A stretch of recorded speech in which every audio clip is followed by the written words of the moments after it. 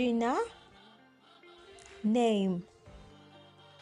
Jina langu, jina langu. My name. Jina langu ni Twea. Jina langu ni Twea. My name is Twea. Jina lako. Jina lako. Your name. Jina lako ni nani? Jina lako ni nani? What is your name? Jina langu ni. Jina langu ni. My name is. Jina lake. Jina lake. His or her name. Jina lake ni nani? Jina lake ni nani? What is her name? Jina lake ni Didi.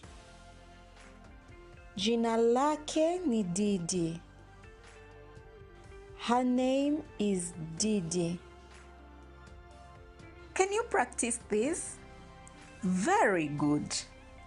Vizuri sana. See you again. Tutaonana tena.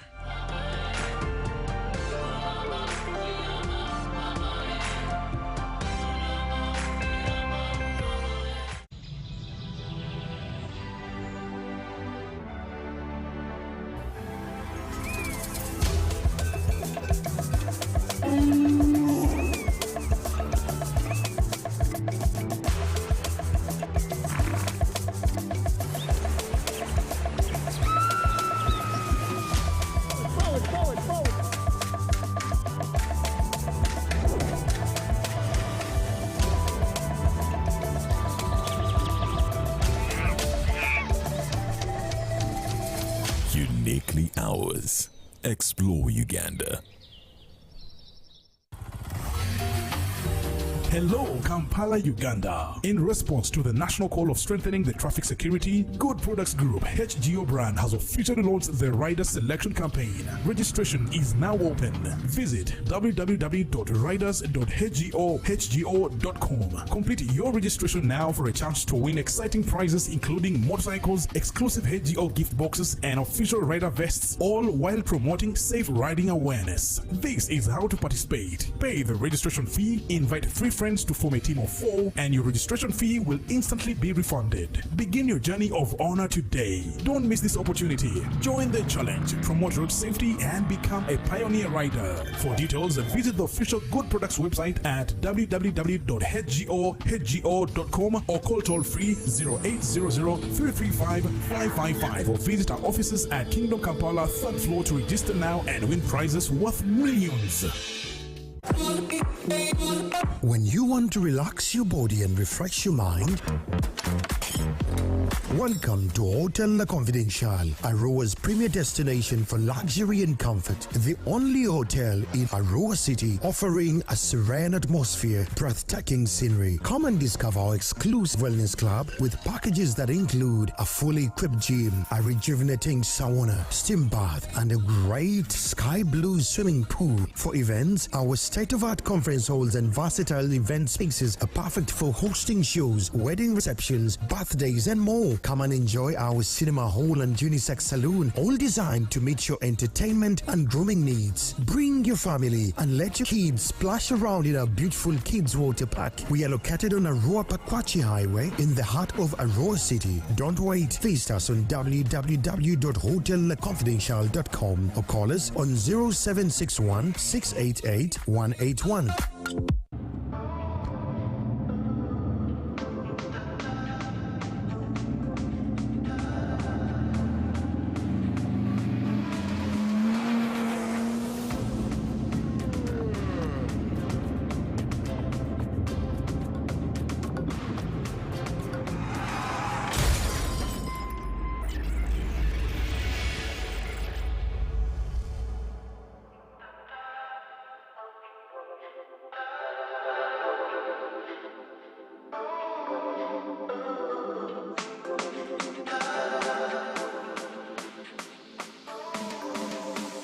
At UNOC, we believe in safety.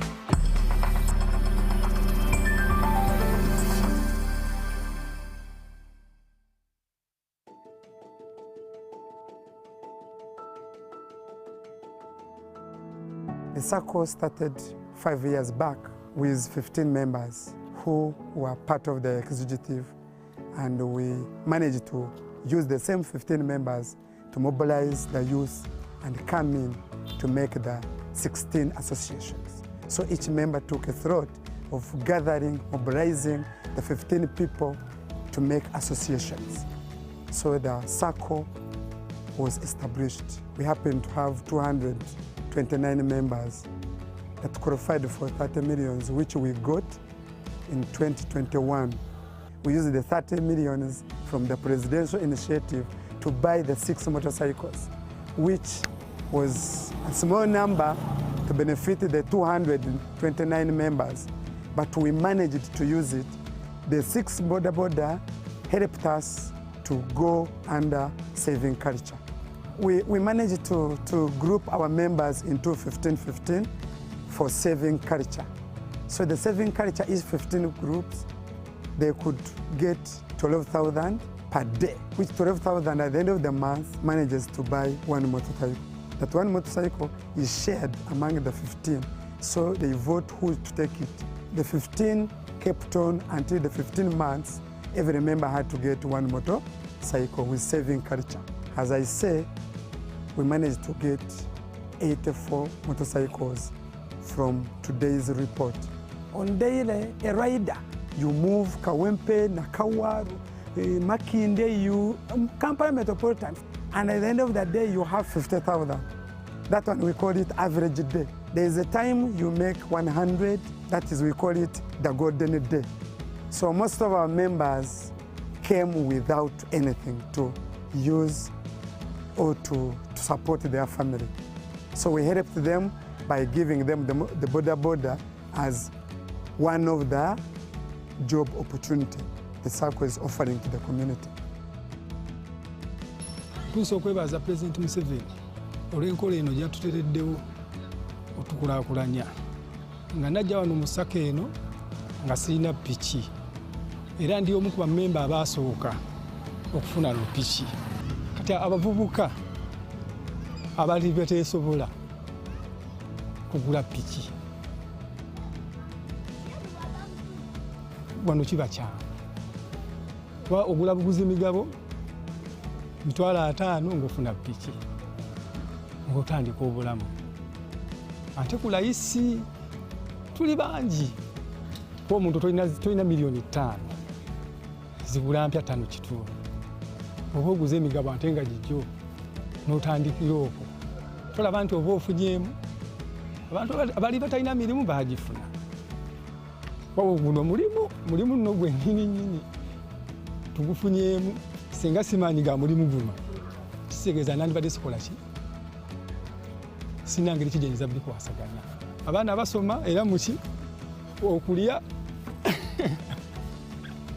byonna bwe kwesanyusaamu era kiki era ngutwalanga ensonga enkulu kubanga ufunamu gubinkolera go ge mazima gubinkolera ddala bulungi mukadde tajjula maama gwe nninawo yekka oba oli awo akasimu ante kino bakiri nugira nga noteekayo n'omusindiki ante kino egamba tosobola kulwamu ki sente.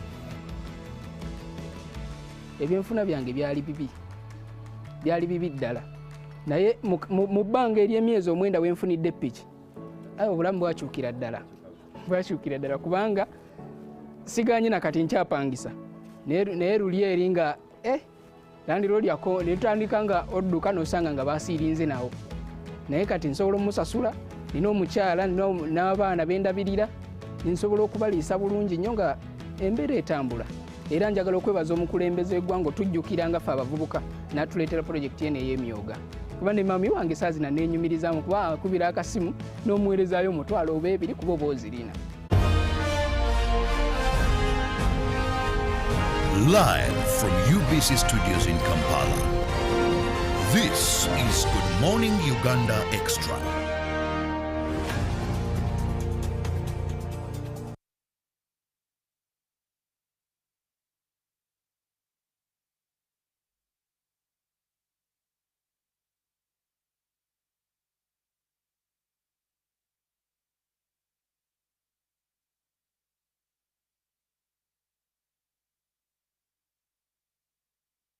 I love the morning to you, and my thanks for being with us on UBC TV this morning.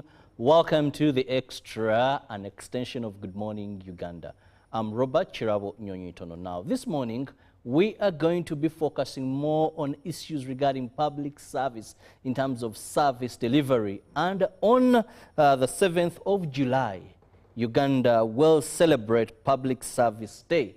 And just to let you know, this is a day that is celebrated to look at how the public service sector is performing in terms of delivering services. And the theme for this year is enhancing the eligibility and resiliency of institutions to achieve equitable governance and rapid address to historical service delivery gaps. Now, joining me on set, I have two gentlemen with whom we are going to be discussing. And I have Commissioner Monitoring and Evaluation, Local Government Office of the Prime Minister, Mayanja Gonzaga. You're most welcome. Thank you. And at the extreme end, I have Assistant Commissioner, Luwero Triangle, Office of the Prime Minister, Karis Rabo Nobat. I hope I pronounced it very well. And he's with me in studios also. We are going to be still discussing this very important topic that concerns everybody in this country, because these are services that you deserve and are supposed to be given to you. Now, let me begin with Commissioner Gonzaga. Now, you're the commissioner in charge of monitoring and evaluation at local government under the Office of the Prime Minister. How does the OPM come in? What is your mandate and your scope? Thank you very much, moderator, and good morning, viewers. Office of the Prime Minister has a constitutional mandate enshrined in Article 18A that gives us the responsibility, first of all, holding the office of leader of government business in Parliament, also doing coordination, monitoring, and evaluation of government programs, and also handling other affirmative action programs. But basically, for the department which I head that handles monitoring and evaluation of local governments, we do several activities that are geared towards improving service delivery. And the activities that basically we are involved in include the local government management of service delivery assessment. We do barazas, we do spot checks on specific areas, and we also conduct specialized assignments like the one which we concluded recently on abandoned projects in the country. So when we handle all that, the essence is that there should be an improvement in service delivery. I'll quickly go through how we do it. We'll do it if time allows. That for the local government management of service delivery, currently we are assessing 176 local governments. That is 135 districts, 10 cities, and 31 municipalities. Of course, it excludes Kampala Capital City Authority, which is using a different arrangement. Now, the assessments which we do are geared towards improving service delivery. And what we look at, for example, the manuals which we use, we look at the infrastructure aspect. Under infrastructure, we look at the issue of the quality, access, sustainability, and the efficiency, the costs involved in delivering those services. Now, the assessment helps us to check and see whether the infrastructure put across is of good quality, which is very important to service delivery, yes, whether it is accessible, which is also quite critical, and we also look at the costs involved therein.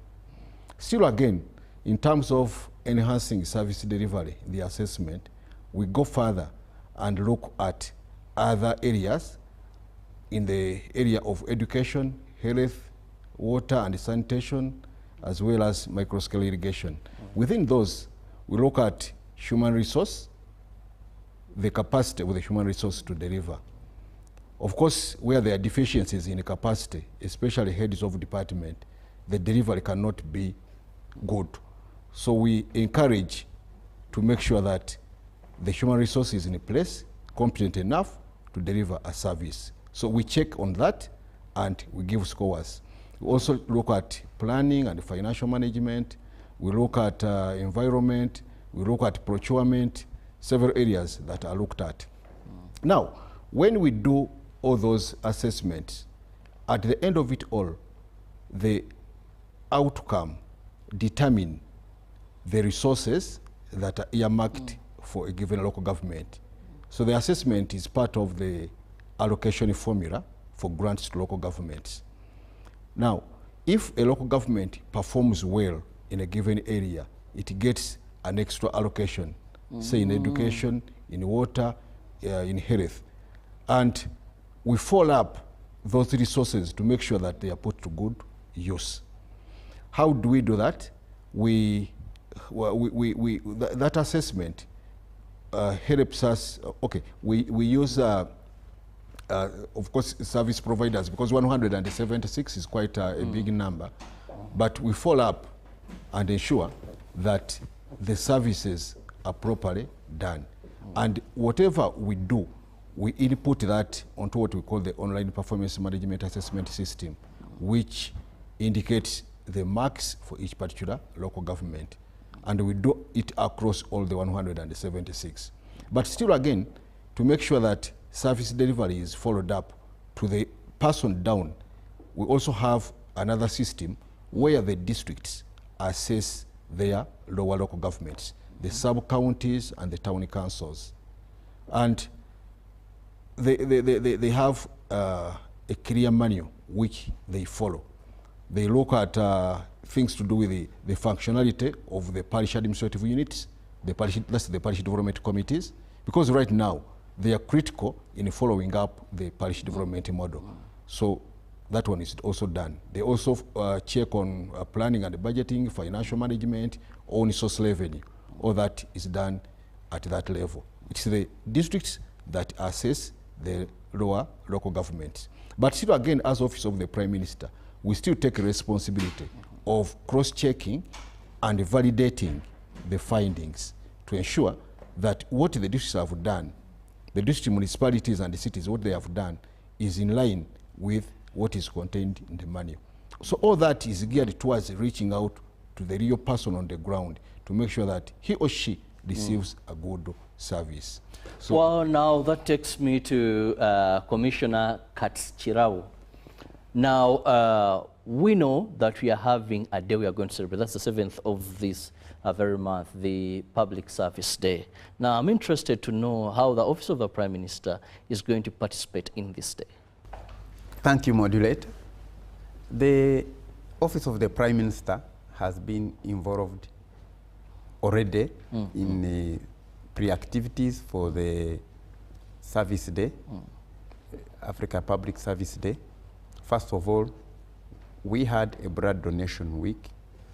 We've been donating blood at the Office of the Prime Minister. You know, blood saves life and is crucial.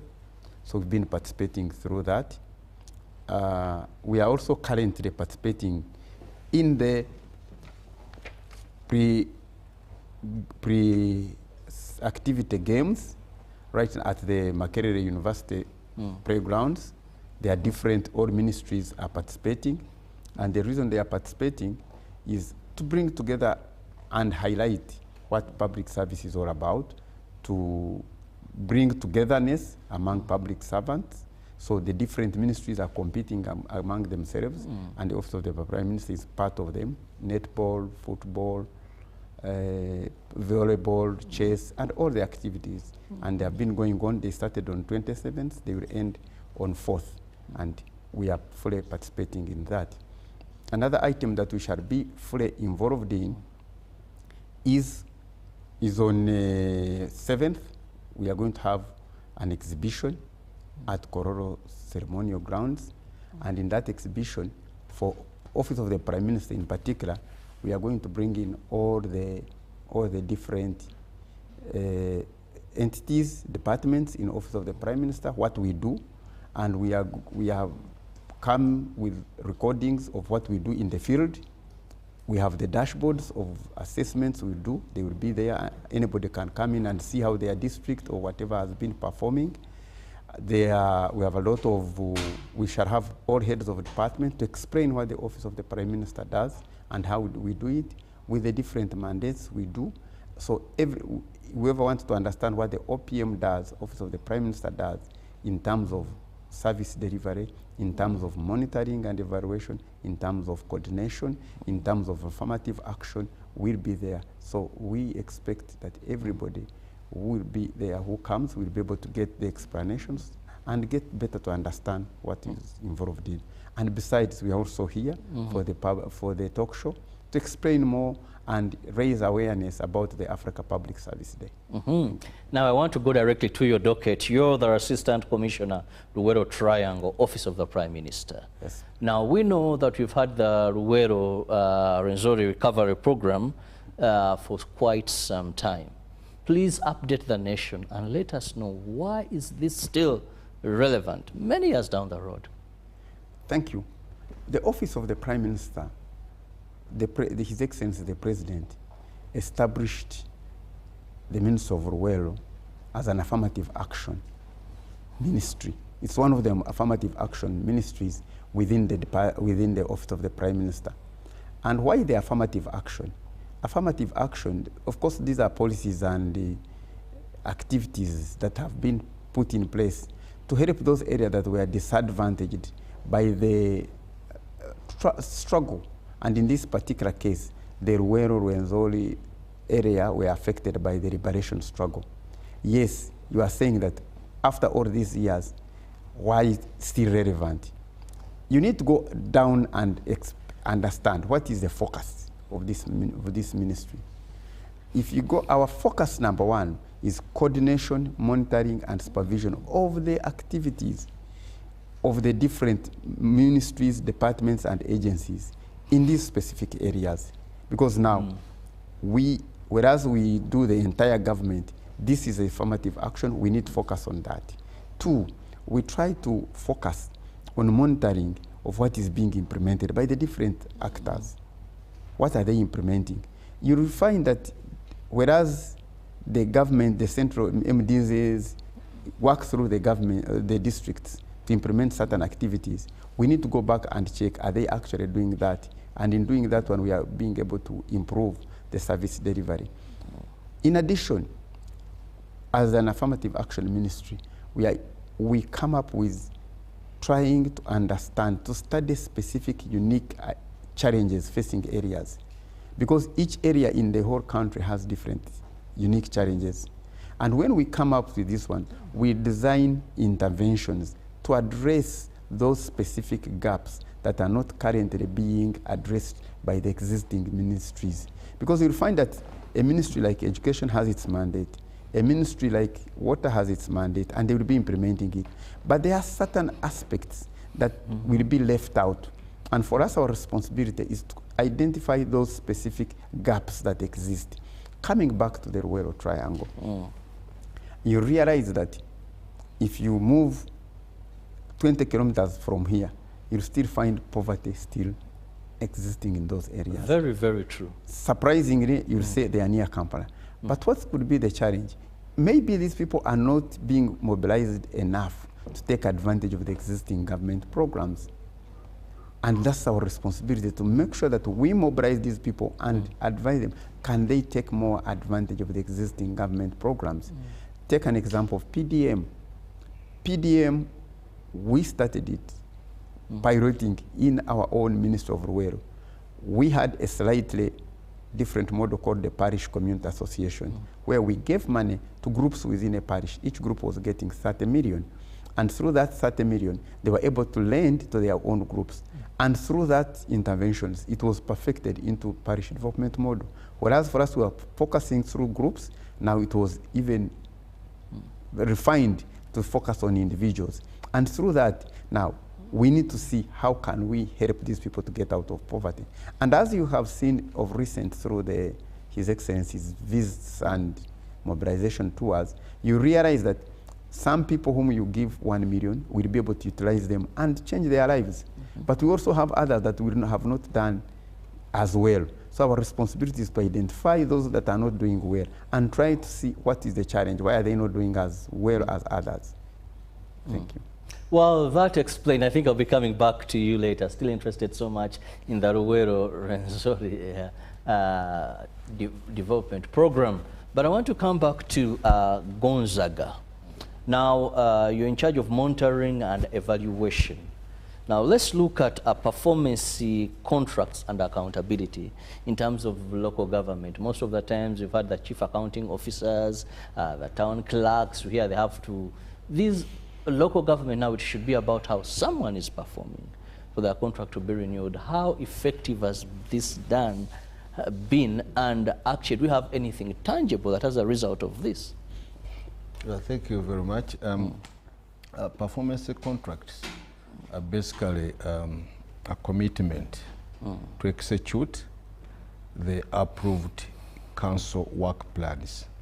And the performance contracts between the accounting officer, who is chief administrative officer with town clerk, and the PSST. And that performance contract clearly articulates what the council has approved in terms of investments that are going to be undertaken. If it is a classroom or a health facility, it should be clear where it is going to be done and how much resources are involved. Now, once the performance contract has been signed, the next issue is execution. And execution has got different interests. You find us as Office of the Prime Minister will be so much interested in checking on the progress of what was agreed on in the work plan. And that one, we usually do it on a quarterly basis or as and when need arises, because we need to follow up and see what was agreed on, what has been executed, and where there are challenges, we try to come in. Of course, monitoring is not fault finding, but it tries to put things right. Now, if the implementation is done as per the approved program, it means there is now holistic accountability for the resources that were limited for that particular activity. But of course, the issue of accountability has different flaws. The political leadership must also be interested into what is being done. Then at the end of it all, other actors will also come in. Auditor General will come in. Where there are issues that are not moving well, other accountability organs come in, the IGG, State House Anti-Corruption, and all those others. But the baseline is that the Chief Administrative Officer or the Town Clerk commits him or herself to implement what Council has approved. And by so doing that, and doing it rightly, there is accountability for those agreed interventions. Now, going back to Norbert, still looking at the Ruwero Rwenzori development program and recovery program, what are some of those flagship programs that we can look at and say, now, this has been the focus, this is what you've achieved? Because it's very critical for our people. Much of the work would be done, but if not mentioned very well, people may maybe not notice it. Okay, thank you. When you come to the Ruwero Rwenzori, one area that we have focused on is the issue of livelihood. And we do the issue of livelihood in an affirmative action manner. We are trying to add on what is happening. During this term, that is, which began in 2021, I mean, the focus has been on civilian veterans. How can we access those people who supported the liberation struggle, because they were saying they are not getting services that they need, especially regarding income. So we made an effort led by our minister to visit most of the households that supported the liberation struggle within the central region and western, but mainly in the central, the Greater Ruero Triangle, the traditional Ruero Triangle. And through them, we learned a lot of the challenges they were facing. And through that one, we tried to organize them into their family groups.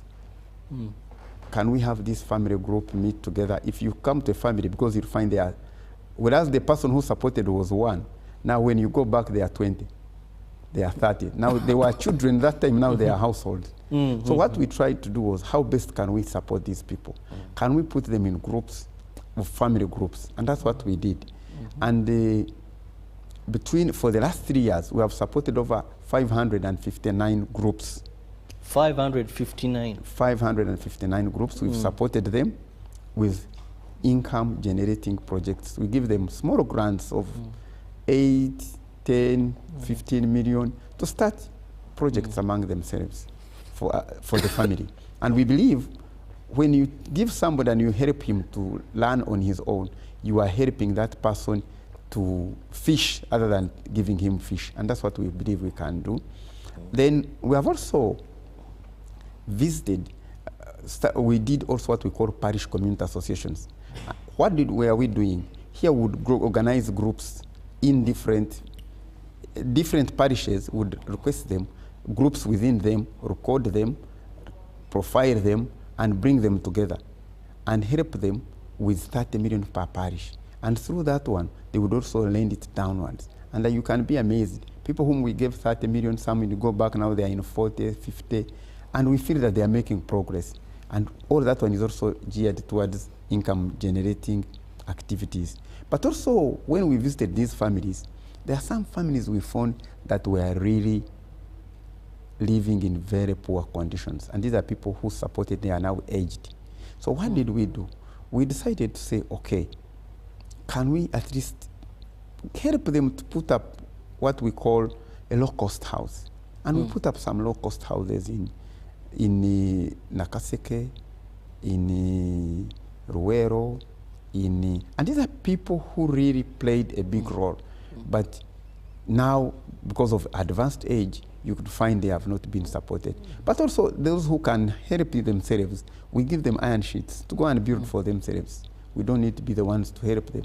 But there are those whom we feel we needed to support more, and we've been able to do that one. And we feel we are really touching the lives of these individuals.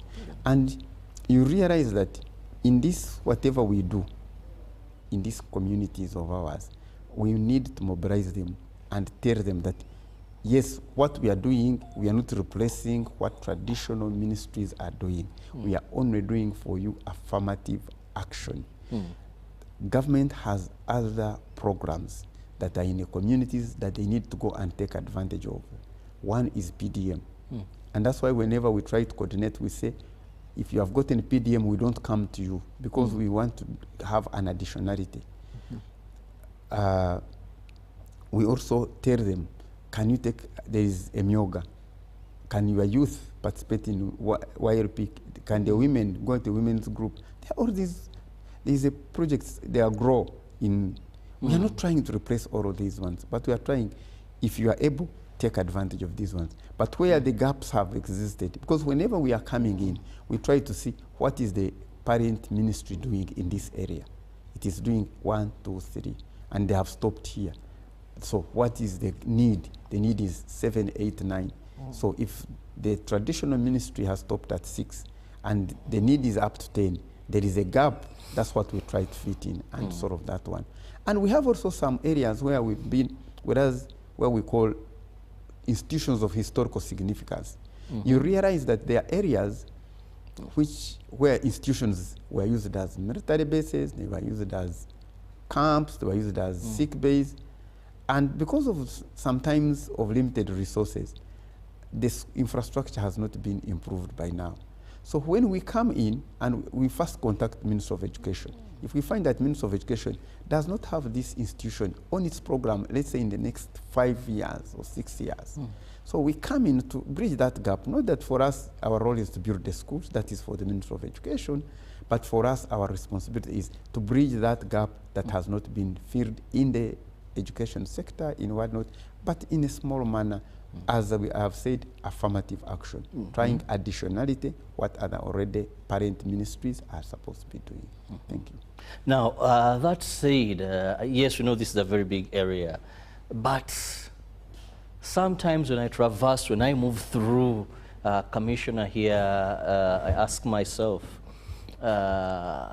is it the numbers that are so many in your own assessment?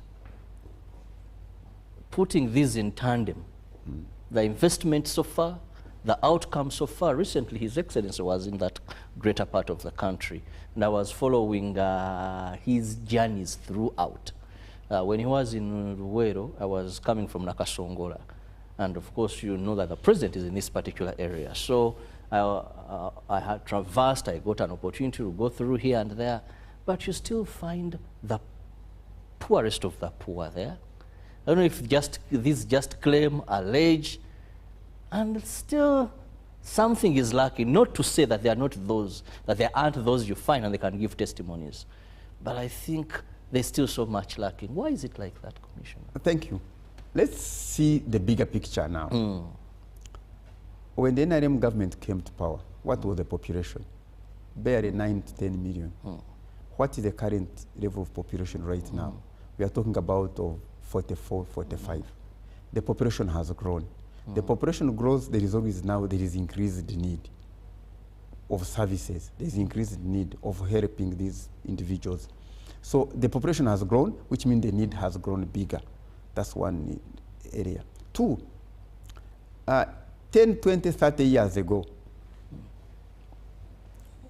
if you went to a household, there was one radio. Well, people who had bicycles were known, were very few. But now, when you have a motorcycle, even you are not even regarded as if you are of a certain standard. People's aspirations have grown higher. People's needs have gone higher.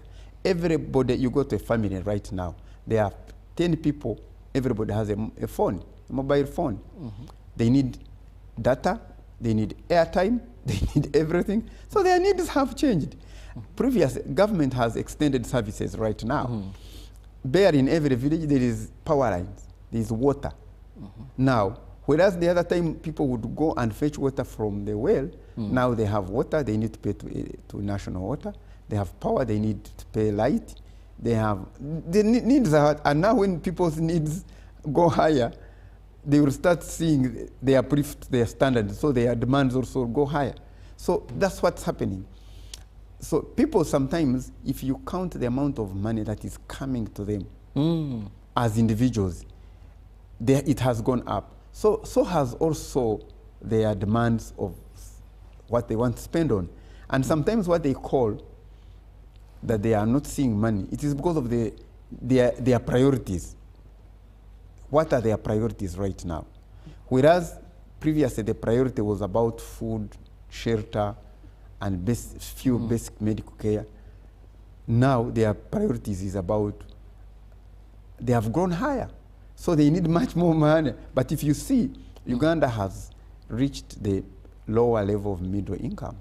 What shows you that on average, that everybody has gone higher, has grown higher. But of course, it is people who, now that people are enlightened, they know what they need, they know what is needed in the community, their demands have also become higher. So what we need to see, yes, through some areas, some people are still behind, but we also need to see it in context. What are people's demands now? But if you go down, and we also need to see the changes that are happening in our communities. Right now, especially the youth, there are certain jobs they are not engaged in. When we were growing up, everybody, the most productive in the agricultural sector were the young people. Our parents, the elder one, would give more the bigger directions. But the more actual doers were the young people. But right now, the young people and do not want to engage in certain activities, especially related to agriculture. They want to go into the service industry, they want to go into what. So, but you find that people who have gone down, we have some youth who have focused on the lower agriculture, and you really see they are making money. Go to any community. If somebody has an acre and plants nakati, plants all these vegetables, see how much they earn. Go and see those ones who are growing tomatoes. See how much they can earn in an acre. So the issue is that the opportunities are there, but our responsibility is how can we help these people to take advantage of these government programs? Can they access the PDM? That's what should be our focus. How can we make it better? How can we help them to utilize it into the right, meaningful way, not into betting, not into consumption, but to real service production for their enhancement. I believe if we help them and focus them more into production, we shall be able to do much better. We shall be able to look much better. Of course, when government gives you an assistance in terms of money, knowledge, partake of it, use it. Now, we're going for a short break. When I return, Gonzaga will be telling us more on what is known as citizens' feedback mechanism. Now, as government is meant to give us services, how do they get feedback from us? In 2009, government introduced what we call the barazas, where they go to communities and leaders engage with the citizenry as these officials are watching and noting down. Now, let's return with that. Keep it with us. Live from UBC Studios in Kampala, this is Good Morning Uganda Extra.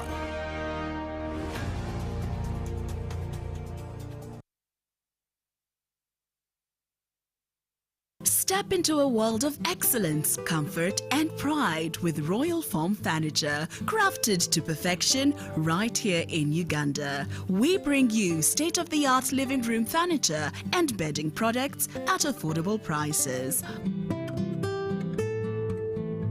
Our wide variety of mattresses include orthopedic, pillow top, spring mattresses suitable for institutions like hotels, and many others for home comfort.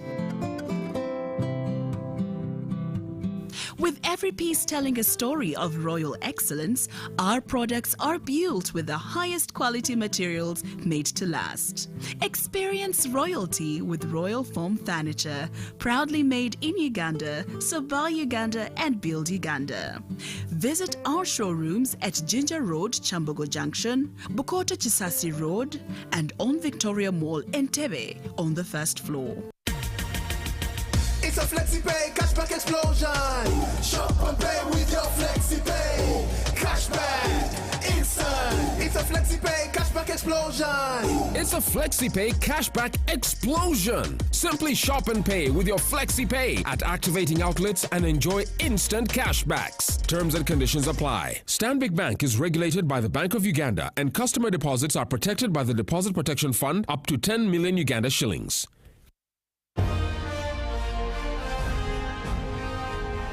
Live from UBC Studios in Kampala, this is Good Morning Uganda Extra.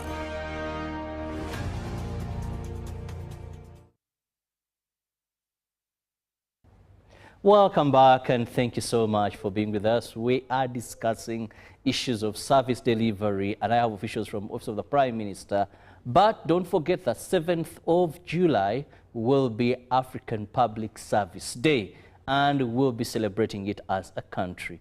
Now, before we went for a break, I'm still with my guest, that is Commissioner Mayanja Gonzaga, who is in charge of monitoring and evaluation, local government, Office of the Prime Minister. He's just seated here right next to me. And Commissioner, that is Katsirabo Nobat. You know, at the end of this name, there is it's almost Chirabo. Just if I put the KI, it will be Chirabo. And then Nobat, if I put the R, it will be Robert. But that is how God does his wonders in terms of naming people.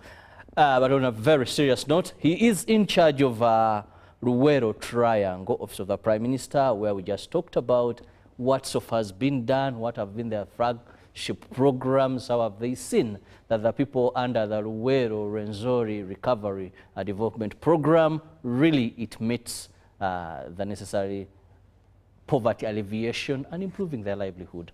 Now, Commissioner Gonzaga, back to you. You talked about local governments, how this is done, that is done. We looked at the assessment, but we want to look at public feedback.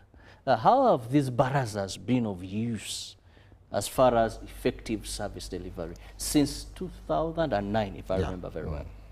You're very right. Since 2009, actually it was a presidential directive that led to the initiation of barazas as one way of giving accountability to the public.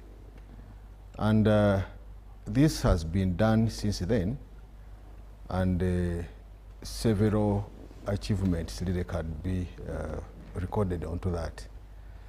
However, when resources are allocated to local governments, they are clearly indicated on what should be done, as I have earlier on explained under the performance contracts.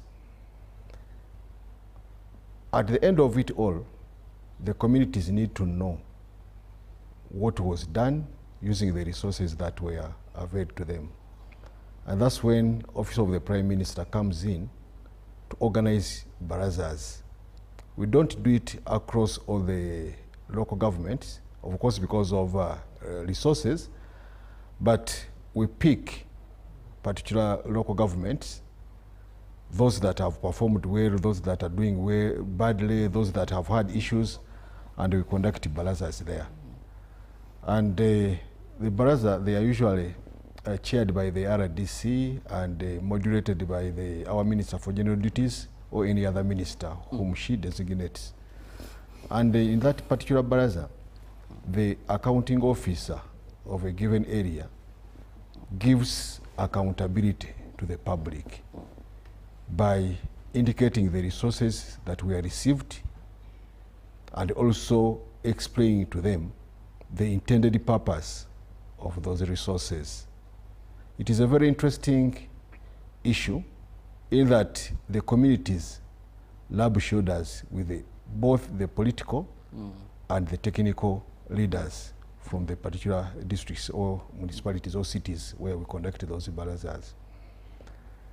Now, after those presentations, which are usually detailed and we require details, because if it is a road, you indicate a road was worked on from A to B using so much. If it is a school, you indicate that a school was constructed at point C using so much. Now, the public comes in to clearly understand those issues that have been presented. They ask questions, and usually they are hard questions for people to account for those resources. Of course, we have had instances where the leaders, the technocrats, indicate that road A was worked on up to point B, but the communities challenge them. Either it was not constructed, or it was shoulder work, or there are some culverts which are missing, and an explanation has to be given at that particular point. What I have seen is that proper explanation helps the communities to understand and appreciate what we do to them as public officers. Of course, a road might have been planned, maybe with 1 or 2 lines of culverts, but they think they should have been having 3 or 4. Now it's upon the district leadership to explain to them that, you see, we had the resources for 2 lines instead of the 4 which you think were being were supposed to be put in. And there's a certain way it reduces discontent from the communities. And I believe if whatever we do as government, we bring in the communities to participate into what we have done, to evaluate us. These questions of saying, you know, we have not been helped, this has not been done properly, I think somewhere, somehow, it could be solved. It is a very good issue, and what we have learned from it is that it brings all actors together. They make us awake. Because after those barazas, usually, we find there are some issues which ideally could be handled by the communities. There are issues which could be handled by the district. There are issues which could be escalated to the ministries. So what we do, we get a list of all the issues that have been raised, then we make an action logo. So now this is an issue that was worked on. For example, they could talk about bushe roads, which are sometimes community roads. So the responsibility goes back to the district to mobilize the communities to work on the road. Okay. Sometimes there are boreholes that are broken, and yet the communities can work on it, but they do not have the information, which is quite critical. Where there are issues that are quite big, they are escalated to the ministries. We write to the ministries to take action. Incidentally, most of the issues that come up, when we check again 6 months or 1 year down the road, most of them have been what? Have been addressed. I can give you an example. One time, there was an issue of fishermen. They had real fights in Bukakata with the security people. I think they had not appreciated what the security people were doing. Of course, they are using illegal gears, catching immature fish. But when we went there with the minister, there was a bilateral discussion. The beneficiaries, the security people. At the end of it all, everything was sorted, something which had taken quite some time. So the barazas help us to explain to the public, to get their views, and to draw clear lines on who should do what, and you have some of those issues sorted.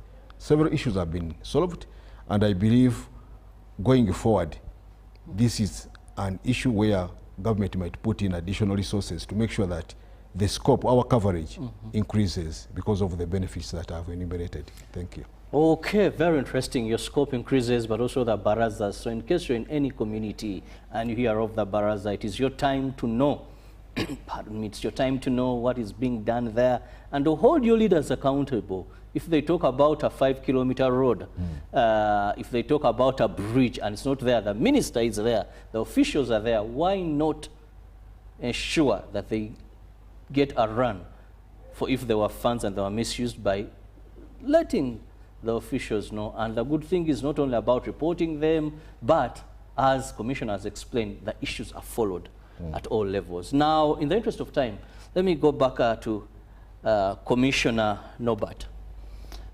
When we talk about the Ruwero and Rwenzori development program, one of the things that comes to my mind is how are we looking at sustainability of these programs? If a family is given money, maybe they go to and get the cows if they want to settle to that. How are we ensuring that these cows will live, they'll multiply, they'll benefit the people? Or any other interventions that you're doing? Because sometimes the closure of a project ends the achievements. Thank you, moderator. We need to see things in a broader aspect. Anything that is done without a sustainability, that is not sustainable, then it will end up not benefiting the intended purpose. But here we are, whom are we working with? First of all, in implementing these interventions, we don't work directly with the people ourselves. We work with the local communities. We work with the district community development officer. We work with the sub-county chiefs, who are the people on the ground, and we try to integrate in the existing government program. When I began, I was telling that this is an affirmative action intervention, meaning that you are adding on what the government is already doing in the area. So whatever we do it based on what is in the area. And as I have told you, if you see, we began with the parish community associations, they evolved into PDM. PDM has now been taken root in each and every parish, and there it is. You know that it will be more sustainable. It's a government program. We are not doing it as in silos, that we are doing it here alone. So you see that one has succeeded. When you also, under the OPM Minister of Rural particularly, even OWC was begun, we were the first person who worked with the soldiers to distribute seedlings. And after perfecting it, it evolved into OWC. But what is the focus of whom are we touching? We are touching an individual family household. And whenever you give items that are individual household, it means that you are giving people, when they know they can benefit in something, they will always stand in it and support it. Once in a while, there are people who will not utilize it very well, but those will be the minority. But this is somebody, it is their person, and it's done. When we support an institution, this institution is supported through the district. And the district, these are government institutions. There's already a mechanism of maintenance, of managing them. So we are not doing things that we are starting something from the center and taking it down. So already there is a system to manage it and sustain it on the ground. And that's our focus. Work with existing government structures. That's our modus operandi. That's how we operate. And that's how we work through that one to maintain contact with them. And we also remember one of our cardinal role is supervision, monitoring, and evaluating what these people are doing. So we are not stopping here per se. We also continue to go back down to see what they are doing. We do monitoring. Because of limited resources, we might, and being many, and because human and capital, sometimes we might not reach each and every person we have supported. But we try to do quarterly monitoring on a rotational basis to see what the people we supported, how far have they progressed, what are they doing, what are the challenges, and how best can we come in and support them. Sometimes you might find that the support that they need is not even financial, is information, is guidance, or can we connect them to the extension worker in that sub-county, in that community, who can help them. So that's what we do, and we believe that if we work together and educate these people to know that when government supports you, when government supports an enterprise, they are supporting you, they are helping you to come out of poverty, and it is you who must work with government to get yourself out of poverty. Because even if they gave you how much money, if the individual is not also participating and taking advantage of their existing infrastructure around them, they will not utilize it. Even if you can take a horse to the water, but you cannot force it to drink. We support them, yes, and we try to help them to know that it is in their own interest, it is for their own good that they should work, take advantage of this and support these enterprises. I love the ending bit of it is on their own. You can take a horse to drink water, but can't force it to drink water. Now, that is very, very important as far as fighting poverty is concerned. And I want also a quick one, because I know time is moving so fast. We've had quite a number of interventions, not only for the greater Ruwero and Rwenzori, but Commissioner, what is that is failing the input to be in tandem with the output?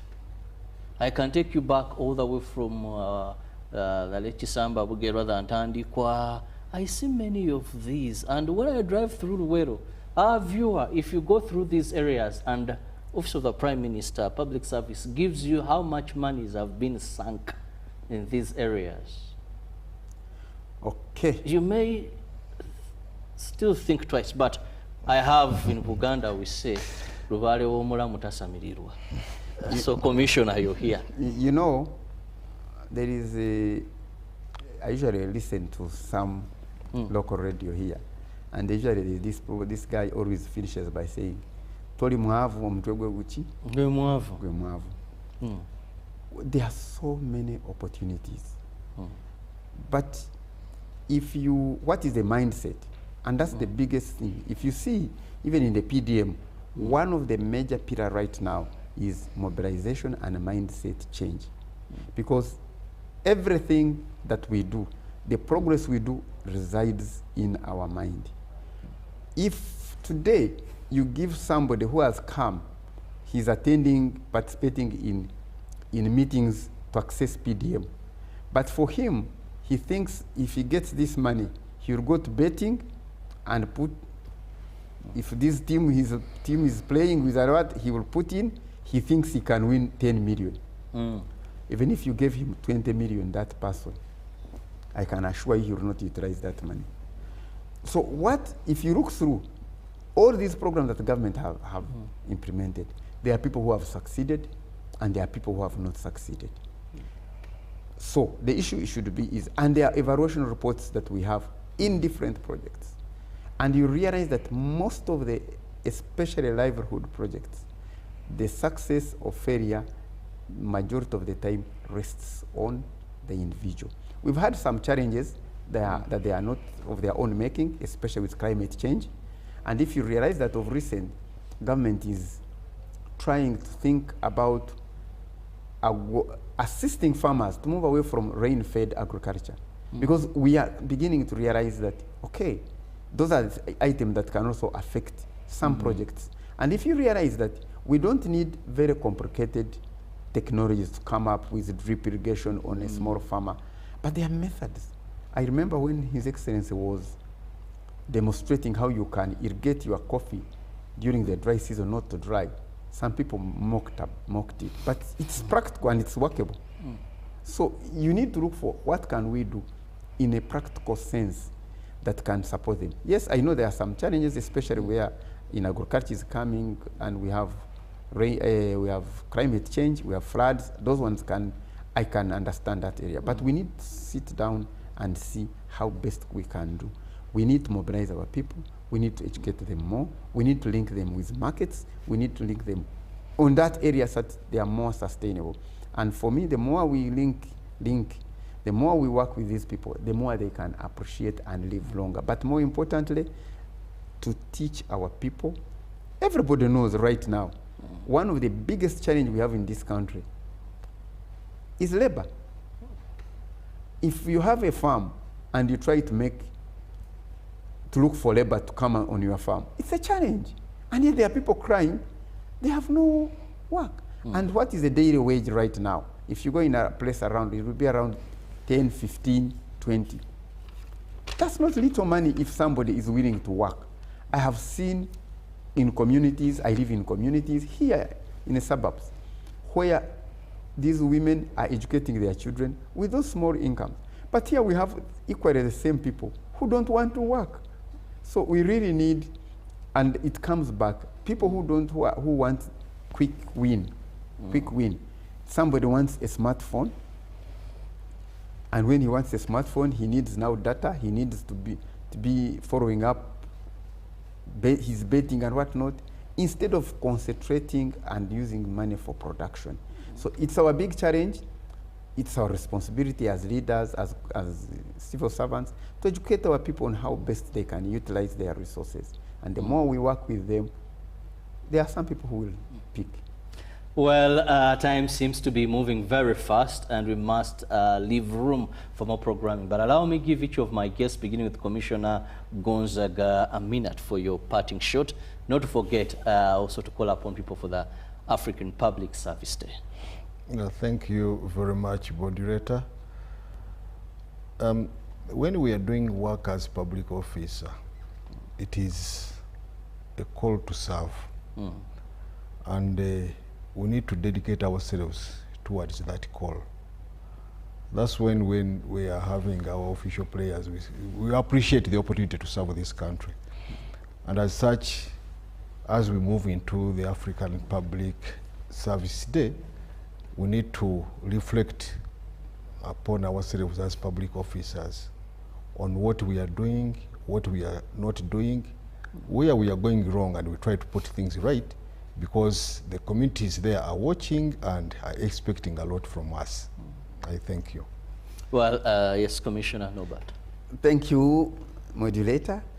The Africa Public Service Day was a day which was instituted in 1994 for the full purpose of enhancing public service in our governments in Africa. And if you see, it aims at not only celebrating public service, but at the same time promoting good governance and improving service delivery. So we are here to serve. We are not in these offices for our own. We are here to serve our communities. These offices belong to you. If you have issue of service delivery, come to us. raise your issue, and we shall try to address it. And where we are not directly responsible, we can take that issue to the relevant sector for it to be addressed. And please, on 7th, please let's all come to Korolo, and we shall be able to explain more what the Office of the Prime Minister is doing in service delivery for our country. I thank you. Well, thank you very much, Kari Labo Norbert, Assistant Commissioner, that is Ruwero Triangle, Office of the Prime Minister. Thank you so much for your time.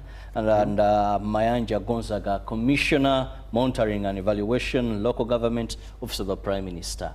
And above all, you, our viewer, thank you very much. Those of you that were with us from 6:30 till now, we do appreciate.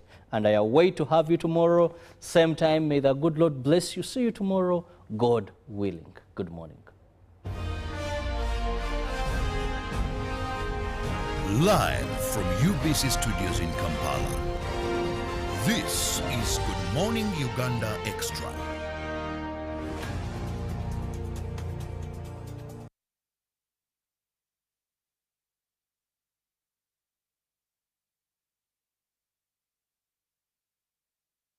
Step into a world of excellence, comfort and pride with Royal Foam Furniture, crafted to perfection right here in Uganda. We bring you state-of-the-art living room furniture and bedding products at affordable prices. Our wide variety of mattresses include orthopedic, pillow top, spring mattresses, suitable